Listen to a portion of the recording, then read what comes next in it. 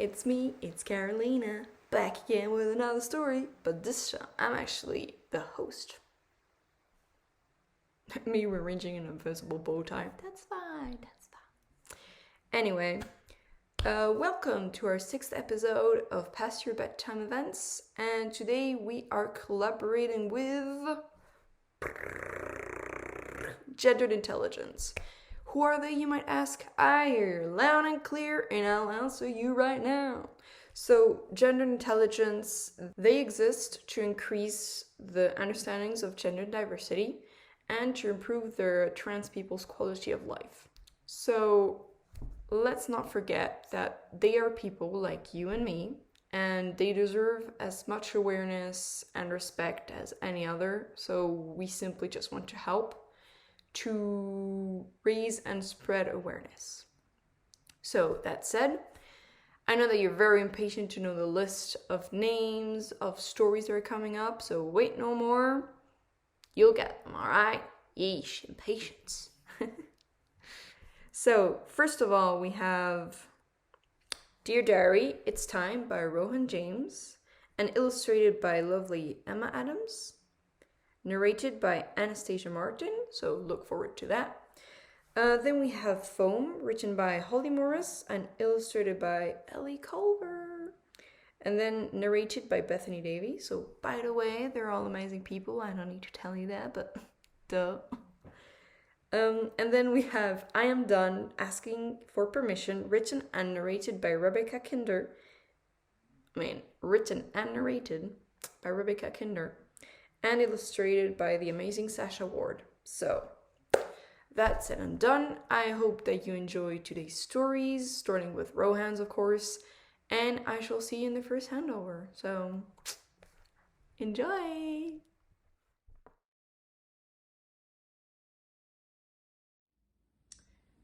This is Dear Diary by Rohan James. April 12th. Dear Diary. I think I have been feeling down lately. It's not as there is anything even wrong, but nothing seems to be the same anymore. Everything has changed. When school was finishing today, Steve asked if I wanted to go around town with him and the others. But I didn't feel like going out, so I told him that my dad said I had to be back home. He called me out and told me that wasn't true. He said, "You don't come out with us anymore. We only ever see you online, and even then, you don't talk much." He tried to guilt me into coming with them, but I kept insisting that I had to be home. He said it was okay, that we were all good, but I know he had a problem with it. It's not like I don't like hanging out with them. They are my friends. It's just that I don't feel up for it today. I'm just so exhausted. I do feel bad, but I don't really connect with them right now. It is almost as if something is getting in the way. My mum and dad don't help that much either. They've started calling me Vampire Boy since I like staying in my room so much. Now they keep trying to get me to go outside or do things with them. It's starting to get on my nerves. It's not like I'm doing anything wrong. I just like my privacy. Is that so wrong? It honestly could be a lot worse. I just like being online. I made a lot of new friends. In fact, I made an excellent friend. His name is Matt. He seems cool. It just feels that it would be too real. We met playing Rocket League and we kept teaming up. After a while, we added each other on Facebook and have been talking a lot. He seems like a really cool guy. We like the same films, we listen to the same bands. He even has got this life-size stormtrooper suit he wears for cosplay. He sent me a few pictures of it. It looks impressive.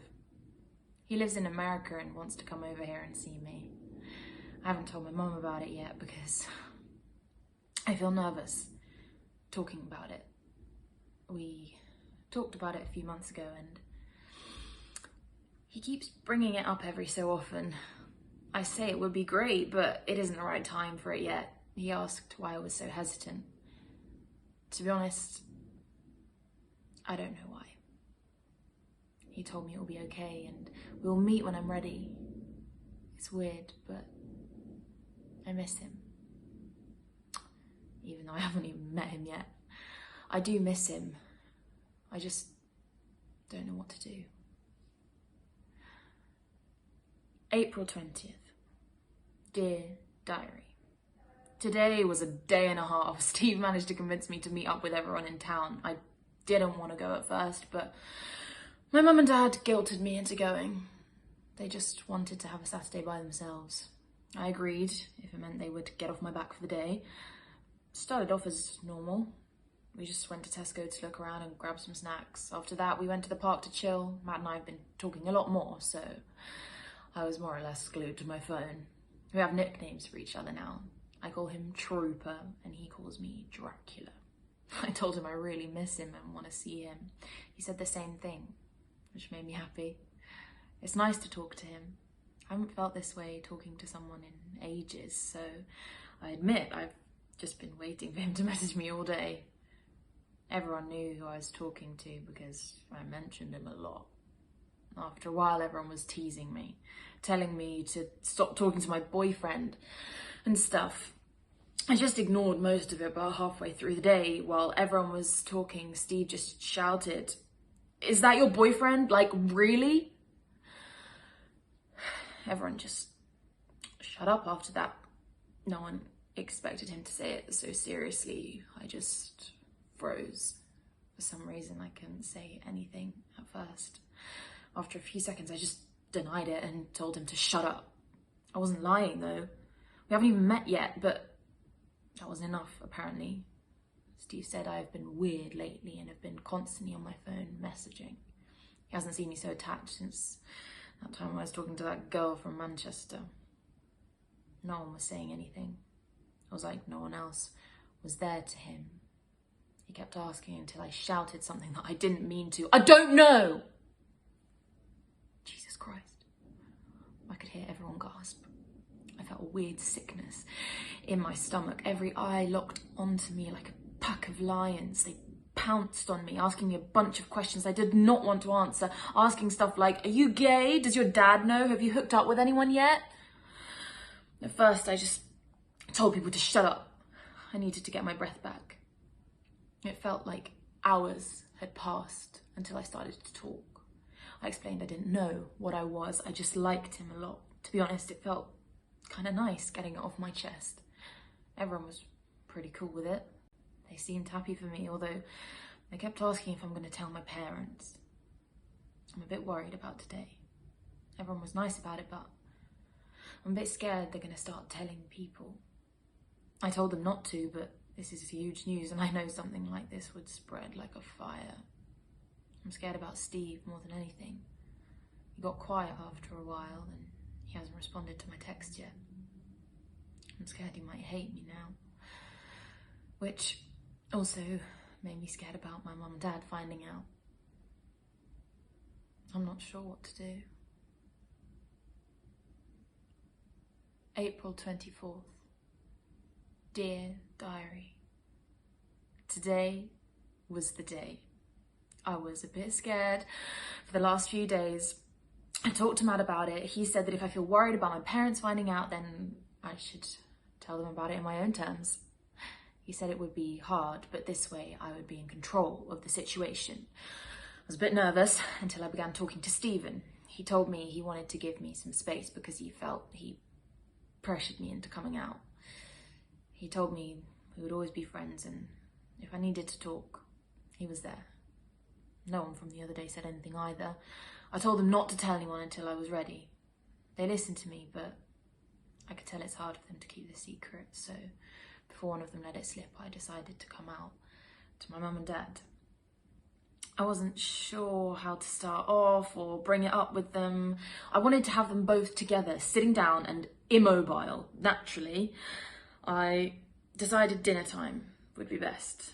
I waited all day in my room preparing for it. My brain was going through scenarios like a montage. Should I just say it, shout it, bring it up casually, or build it up and make a grand speech? All that time, and I hadn't decided until it was too late. We were sitting at the table, eating pasta, not talking. When my mum asked how school was, I just nodded. They could feel how tense I was. I got the feeling they knew something was up. They are normally a lot more impatient and ask a million questions just to break the silence. I talked about the other day with my friends, talking about how they kept teasing me about being on my phone. My dad said, well, I bet they felt you were ignoring them being glued to your phone whilst being with people is a bit rude. I know. I spoke. They kept asking if I was talking to my boyfriend. I spoke. Was it Matthew? My mum said. Did you say who it was? At this point, I was feeling anxious. That pit in my stomach appeared again. As the seconds went by, I shyly replied. I said, I don't know. Didn't realise what I said straight away. Once they realised, they stopped and looked at me. It was out. I was more scared than I'd ever been before.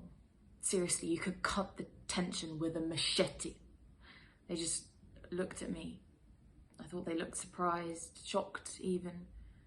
It felt like a bad dream until my mum broke the trance. Really? I didn't know that you two were that close. I had an inkling. My dad laughed as my mum hit him on the arm. What followed was a calming conversation, a declaration that they love me, and a few hugs. If I'm honest, I haven't had a talk like that with them before. At first, it was difficult, but the more we talked, the more comfortable they made me. The longer it went on, the closer I felt to them. I felt rather lucky tonight. I told them that Matt wanted to come over in the summer and that I wanted to meet him. They were pretty cool with it. I told Matt after it happened. He said he was happy for me and it went better than his talk with his parents. I told him I'd like to see him this summer. He told me he can't wait. I know that people will start finding out about me, but I truly feel like I don't care as much. At this point, I'm not sure what tomorrow will bring, but for now, I feel a big weight has been lifted from me.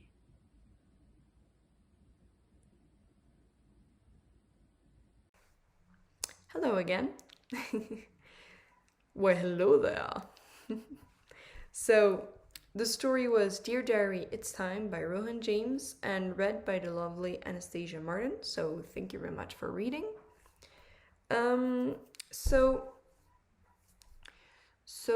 this story was a diary. In other words, it was a personal insight on someone's thoughts and mind. So I think to some extent, like this allows this closeness with the character. So I think this allows us to relate maybe. Like, let me explain. So we have throughout the story this idea of the need for privacy, which I think is relatable in these COVID times. Correct me if I'm wrong. Then we have this idea of meeting this digital friend, which I think characterizes quite well our generation and maybe even teenage years for some. And we also have this idea of peer pressure maybe amongst friends, or maybe this idea of anxiety for meeting people even that you know. So I think all these thoughts are relatable. But we do follow through the evolution day by day, and I think we end up being reassured with the character and happy maybe even because of this positive ending. So yeah, do you agree? Let us know in the thoughts below, because I think we're very interested in knowing what your thoughts are. Obviously, you're very important to us. Of course, as long as it's a respectable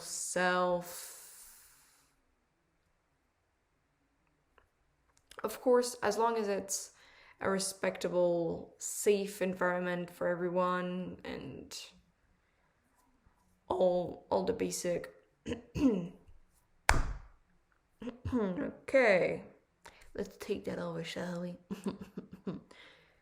So we feel happy for the character, don't we?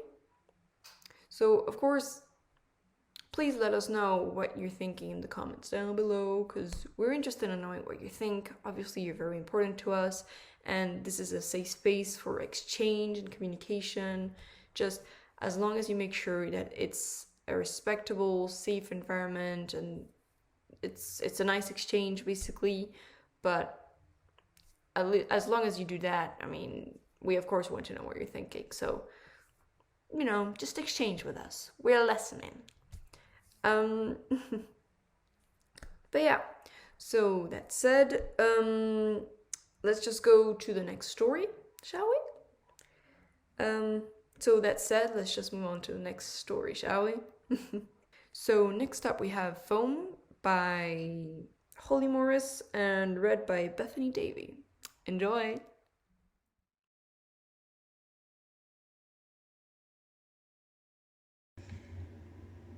Foam by Holly Morris and narrated by Bethany Davey.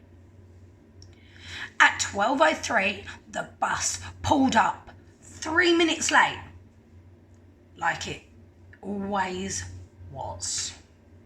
It drove through the waves of the city, from the depleted apartment blocks to the creamy mansions spread wide behind the black iron gates, trimmed down bushes. To think she had seen this scenery so many times before and thought nothing of it. But as the bus started to move deep into the heart of the city, she wished she'd never reached her destination. The bus started to slow as traffic got heavy and the sound of the street started to cut through the music. The yells, beeping horns, the content thudding of the feet hitting concrete. It was all starting to overwhelm her. It's fine, she scowled at herself. You're just getting yourself worked up over nothing. She couldn't convince herself. She was terrified.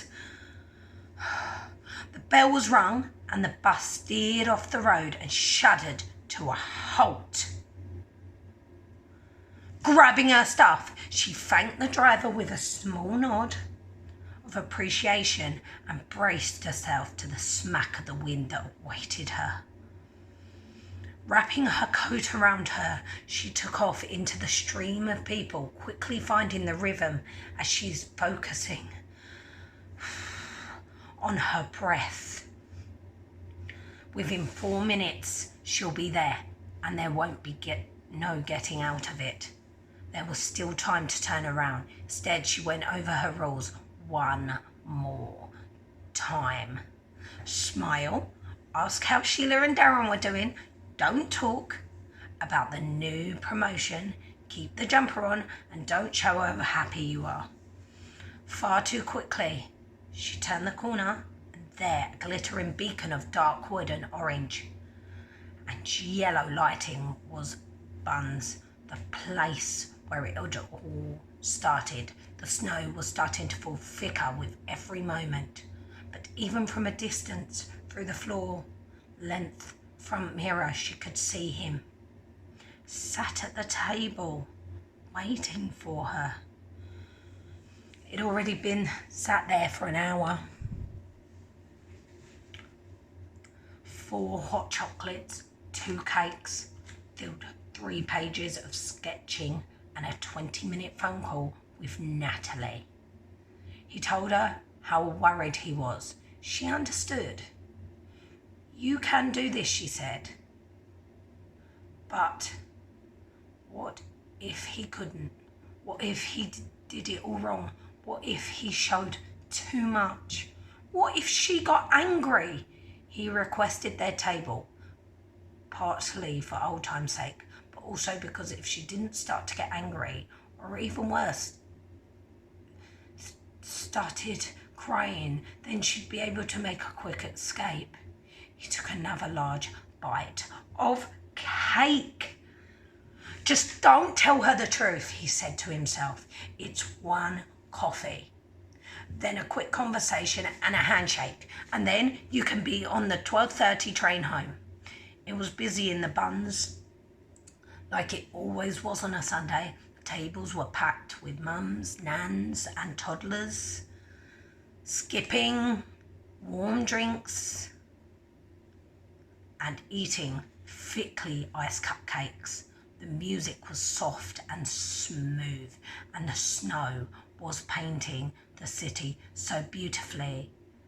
Any other day he would have enjoyed it. Natalie said when he got back they'd make a snowman. He had that to look forward to. He didn't even realise she'd arrived until she was stood next to him. Hi, Matthew. Despite himself, he smiled. Hi, Georgia. Matthew looked as good as he always did. Curly black hair, large eyes magnified more with his glasses, but his skin smooth, unblemished and golden compared to her pale complexion. He wasn't wearing his normal shorts, but instead black jeans that paired well with the knitted blue jumper and black puffer draped over his chair. He stood up, hesitated, then pulled her into a hug. His hugs were as good as she remembered. Georgia was surprised that she didn't feel any sadness behind it, but relief. It was nice that not everything had changed about him since she'd seen him last. They broke apart. She sat down in the chair opposite, pulling off her coat and hat. It was boiling, but keeping to her rules, she kept the jumper on. I assume you wanted the usual, Matthew asked. Georgia nodded. Hot chocolate, red velvet cake, brandy. Bringing it over now. They sat in silence for a moment, taking each other in, sizing each other up. I see you still carry the bag everywhere. Georgia smiled, motioning towards the faded blue rucksack coat around his feet. I got given a new one for Christmas, but it didn't feel the same. And what book have you got in there now? A book Grandad sent from the Philippines. I suppose to write about it in our next letter. That's nice. Yeah, it is. Another silence. A tray was brought over. 2 bucket-sized mugs of hot chocolate and plates with more cakes, which was given to the right person. Is this hazelnut cake? Georgia asked. When Matthew nodded, she turned back to Brownie and said, I'll have a slice of that too. You're asking for another slice? Matthew frowned. Are you sure? Georgia smiled. I've got a lot better about food and that sort of stuff. I'm not so in my head about it anymore. Ah, that's good. That was too much, Georgia panicked. Now he's going to think that's all his fault. I'm glad she doesn't struggle with that anymore.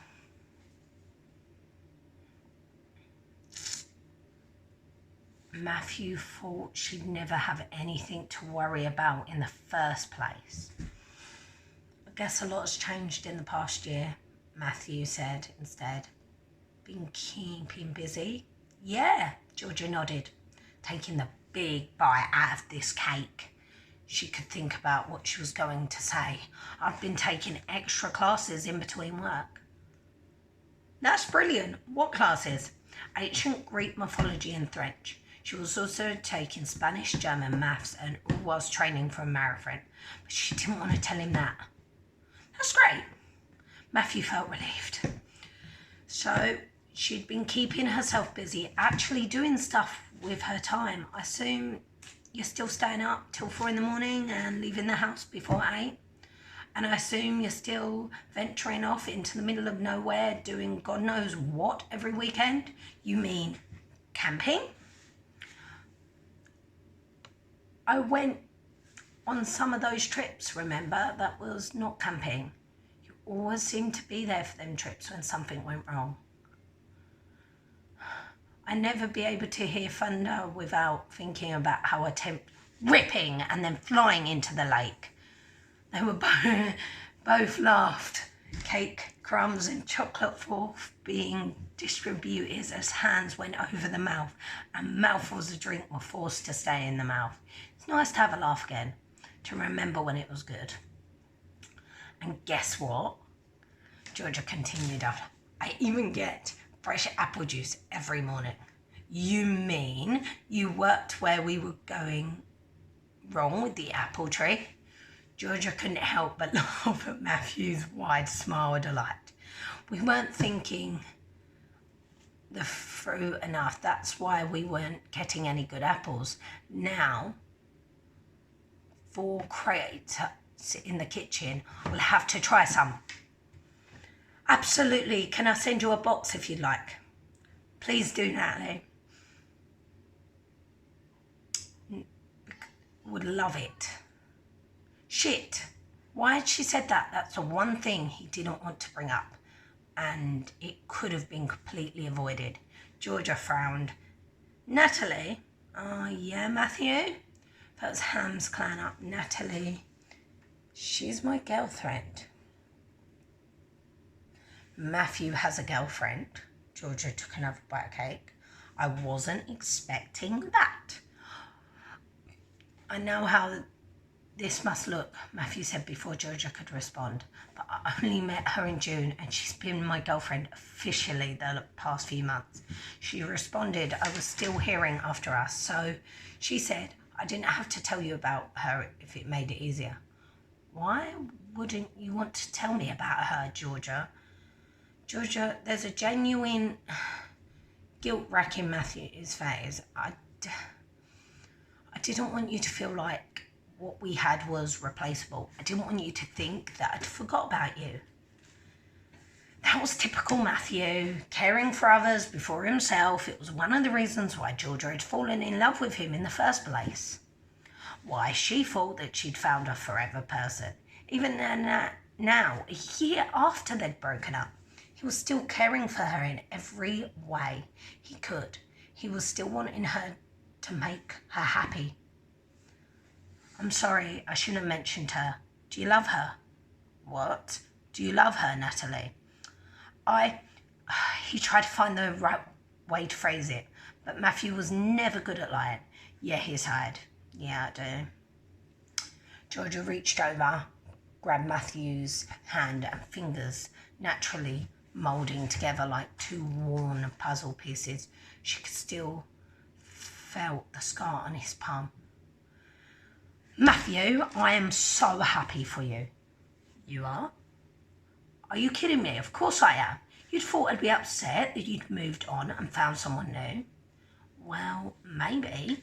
Georgia laughed and saw a flash of hurt mixed with confusion on Matthew's face and then carried on. I wasn't completely holding you back in finding love. I see that now. No, you weren't. Yeah, I was. Georgia cut him off firmly. That last year I stuck being your girlfriend. I chose classes and work over you. Then I got annoyed when you asked to spend time with me. I look forward to the weekends, not because with you gone I could do my work in peace. I was horrible to you. You weren't horrible. And now Matthew was squeezing her hand back, relieved, folding through him. I always thought I was holding you back. I was being held back, but it was because I loved you so much to admit that something had to give. I thought I could have it all, but I couldn't. I'm sorry.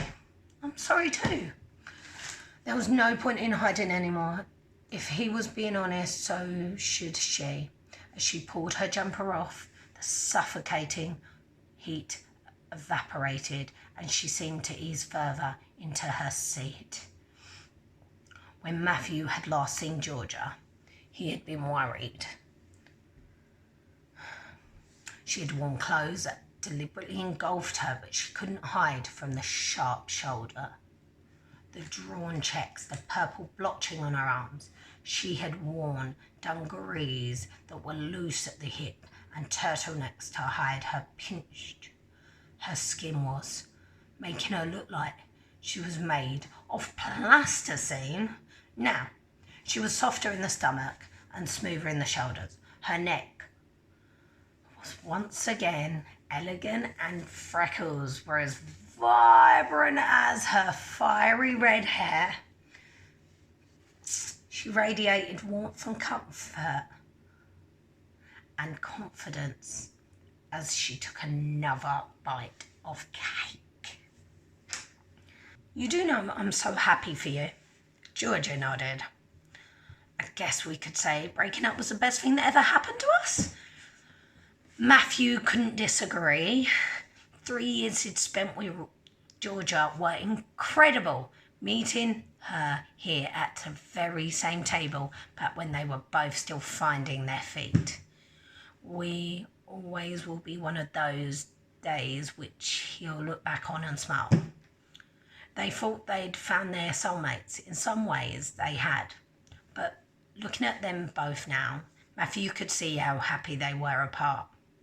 There were no 3 a.m. fights or exhausted apologies the next morning. There wasn't any cancelled dates or nights where they didn't even speak. They were happy. They were themselves. They were better people. I'm never going to regret what we had, Georgia said. Neither am I, Matthew smiled. We did the year apart, just like we said, but I've missed Sunday brunches here. So I'll expect to see you next Sunday. I'll bring the apples, you bring Natalie. So, this was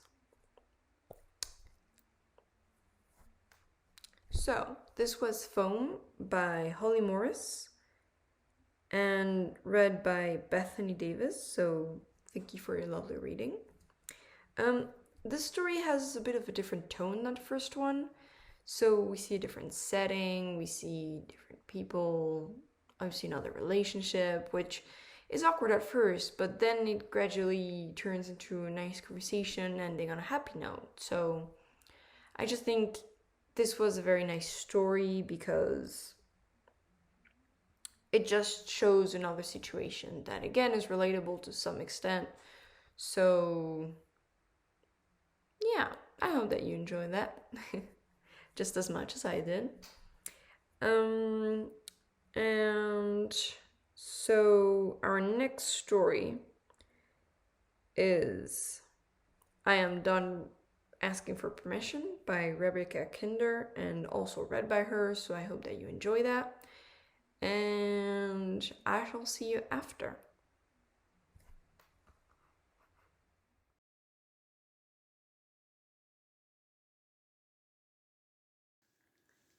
Hello, my name is Rebecca Kinder and I'm the writer for I'm Done Asking for Permission.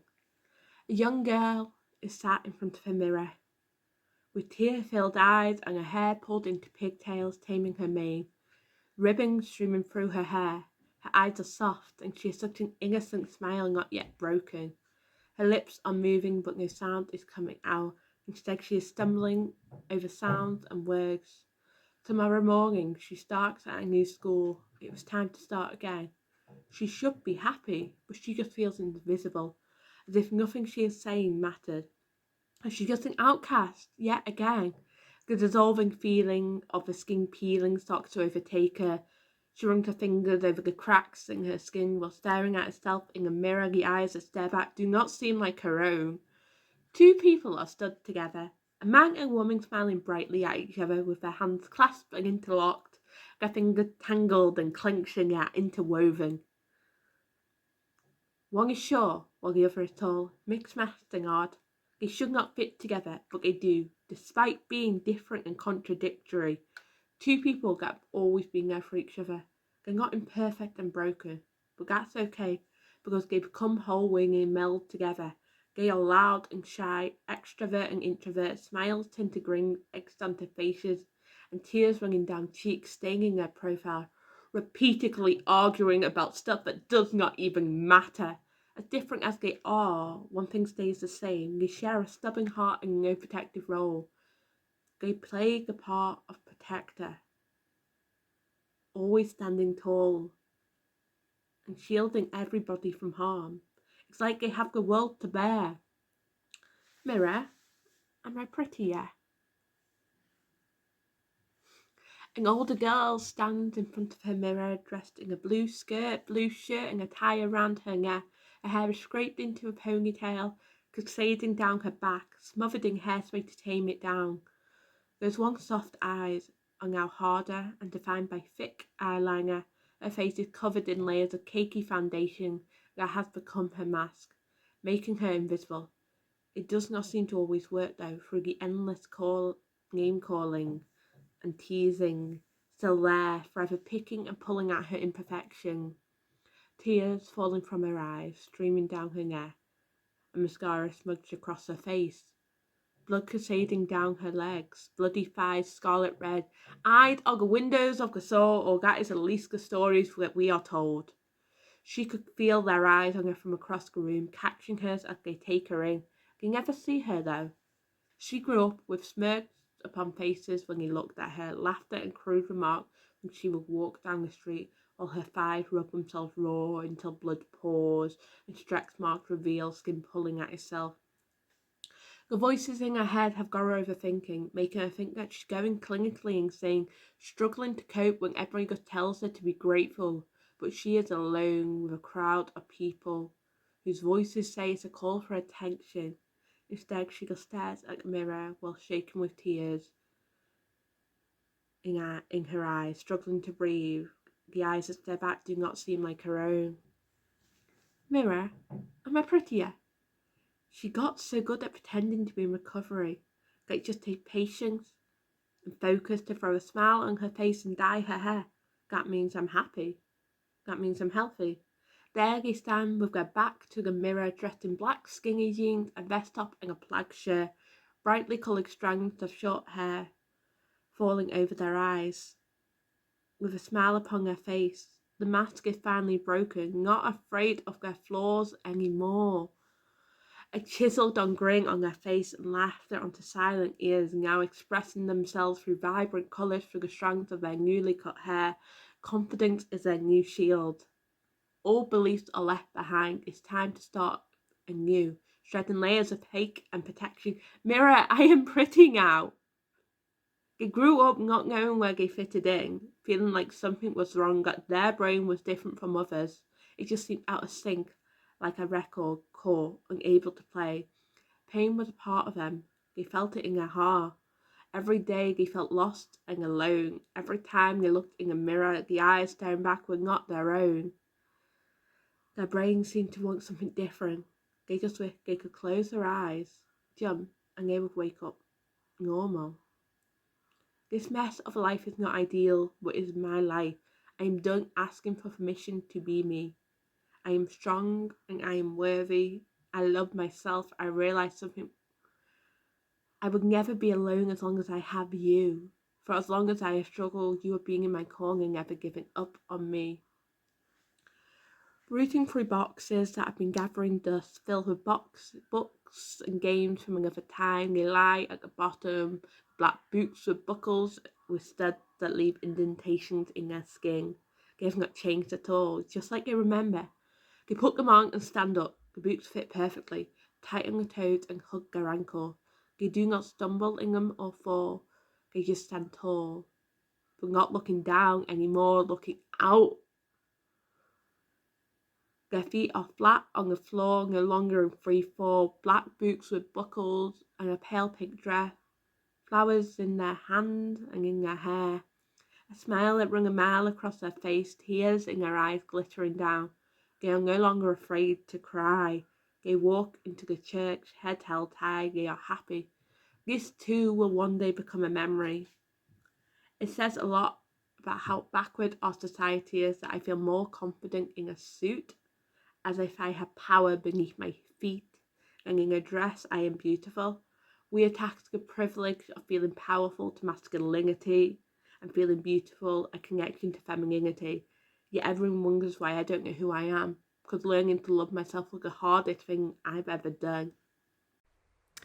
So, I hope that you enjoyed this last story. narrated and written by Rebecca Kinder, so thank you very much for your very powerful reading. I think this is an interesting story because it talks about loving oneself, and we see the character go through her thoughts reflected upon the mirror, where we see past, present, and future. Tell me if you agree on that. And so this is a female character that's talking about herself, but I think the subject of loving yourself and what we see her go through, like those struggles that kind of englobe it, I think it's a universal subject. So the female here was feminine, was female, but I mean, anybody could relate. It's the same for everybody, male, female, trans, whoever, whatever you identify as. I think it's very strong as well because she talks about those stereotypes that are associated to gender, so mainly powerful and feminine or beautiful, and she basically says that she's both. She knows that she's both in different moments, and she's perfectly fine with that, and she loves herself, and I think it's a very beautiful, strong message that we could all learn from, starting from myself. So yeah. Oh, here's an idea. How about we all share some love in this community that we have the possibility of exchanging in? So, for example, the comments down below. But I'll start. So, first of all, I want to thank all of you for listening and viewing this Past Your Bedtime event. And if you made it through all this until now, then even more thank you. I appreciate you. We all appreciate you. I want to thank, of course, our writers, narrators, and illustrators, to which none of this would have been possible. So thank you again to all of you that have showed up today. I also want to say thank you to you, our lovely viewers, because, again, we could not do what we're doing without spectators. I would also like to thank Gender Intelligence, because it's a very nice charity and it's an important subject. So thank you for collaborating with us. And of course, I want to thank the PYB team. So, for example, Alex, Cedric, Ellie, and many more, to which, again, none of this would have been possible. It's the whole teamwork, people. And I know I haven't named everybody, but just know that you're all appreciated, and thank you for all this. I hope that you enjoyed your time as much as I have, because this was very fun. And yeah, I wish you a very good night, and I hope to see you really, really soon in our next event, and maybe next time I'll show up too. And and again, so I hope that you enjoyed your time as much as we have. I hope to see you really soon in our next event, and again, thank you for coming, and see you next time. Bye.